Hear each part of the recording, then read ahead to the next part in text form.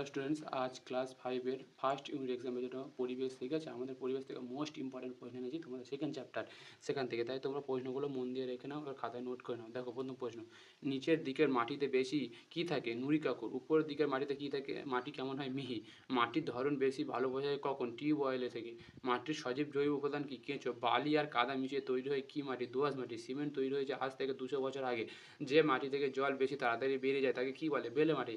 কাদার কণা যে মাটিতে মিশে পাওয়া যায় তা হলো এঁটেল মাটি। আগে মানুষ পাকা বাড়ি তৈরি করতে কাদায় কি মেশাতো? মিহি বালি।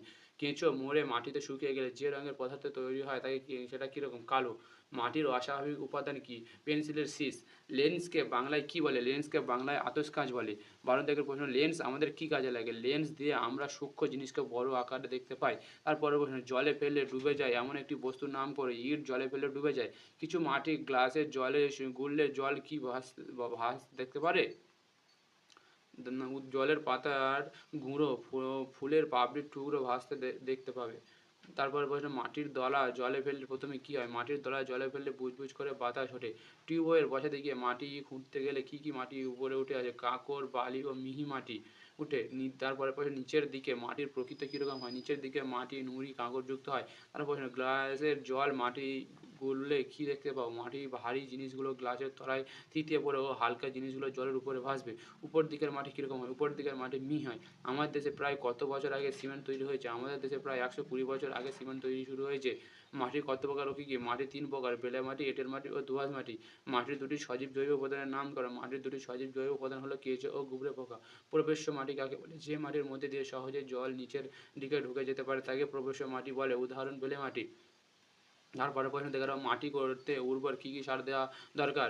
মাটি উর্বর করতে নাইট্রোজেন সার, কম্পোস্ট সার ইত্যাদি দিতে হয়। নিচের দিকের মাটিতে কিসের পরিমাণ বেশি? নিচের দিকের মাটিতে কাঁকরের পরিমাণ বেশি। তারপরের প্রশ্ন দেখে নাও, আমাদের দেশে প্রায় কত বছর আগে সিমেন্ট তৈরি হয়? আমাদের দেশে প্রায় 120 বছর আগে সিমেন্ট তৈরি হয়েছিল। 27 দাগের প্রশ্ন, একটি জৈব সারের নাম লেখো, অথবা একটি জৈব সারের নাম উল্লেখ করো। একটি জৈব সার হলো কম্পোস্ট সার, একটি অজৈব সারের নাম হলো ইউরিয়া। কম্পোস্ট কি? বিভিন্ন জৈব পদার্থ যেমন সবজির খোসা, ছাল ইত্যাদি পচিয়ে যে জৈব সার তৈরি হয় তাকে কম্পোস্ট বলে। মাটির জৈব পদার্থ কাকে বলে? মাটির যে জৈব পদার্থগুলির উৎস কোনো প্রাণী বা উদ্ভিদের দেহ, সেগুলি হলো মাটির জৈব পদার্থ। মাটির একটি মৃত জৈব উপাদানের নাম করো। মাটির একটি মৃত জৈব উপাদান হলো মরা ইঁদুরের দেহ। কোনো পদার্থকে গাছের সার হতে গেলে তার মধ্যে কী কী থাকতে হবে? কোনো পদার্থকে গাছের সার হতে গেলে তার মধ্যে নাইট্রোজেন, ফসফরাস ও পটাশিয়াম থাকতে হবে।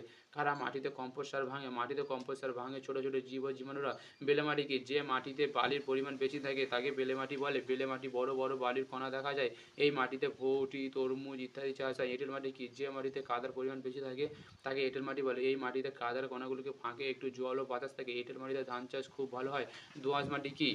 উত্তর দেখে নাও তোমরা। যে মাটিতে বালি ও কাদার পরিমাণ প্রায় সমান সমান হয় তাকে দোআঁশ মাটি বলে। এই মাটিতে কিছুটা জৈব পদার্থও মিশে থাকে। দোআঁশ মাটিতে প্রায় সব রকম ফসল ও শাকসবজি ভালোভাবে চাষ হয়। মৃত্তিকা কাকে বলে? মৃত্তিকা বলতে বোঝায় ভূপৃষ্ঠের উপর পড়ে থাকা শীতল, নিষ্ক্রিয় ও ধূসর বর্ণের স্তর বা নরম আবরণ, যা খনিজ পদার্থ, জৈব পদার্থ, জলবায়ু এবং নানা প্রকার কীটপতঙ্গ, ব্যাকটেরিয়া দ্বারা গঠিত এবং যা গাছপালাকে ধরে রাখে। 39 থেকে উপাদানের উপর ভিত্তি করে মৃত্তিকা শ্রেণীবিভাগ করে। উপাদানের উপস্থিতি অনুযায়ী মাটিকে প্রধানত 3 ভাগে ভাগ করা যায়, যথা বেলে মাটি, এঁটেল মাটি ও দোআঁশ মাটি। এছাড়া বিভিন্ন ধরনের মাটির মধ্যে পলি মাটি, নোনা মাটি, কাঁকর মাটি, বোঁদ মাটি, চুনামাটি, লাল মাটি উল্লেখযোগ্য।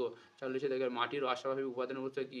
আমাদের প্রতিদিনের ব্যবহার করার পর ফেলে দেওয়া বহু জিনিস হয় মাটির অস্বাভাবিক উপাদানের উৎস, যেমন পলিথিনের ব্যাগ, প্লাস্টিকের পেন, শিশি, বোতল, কাপ, পেনের রিফিল, অ্যালুমিনিয়ামের ফয়েল, ভাঙা কাঁচ ইত্যাদি।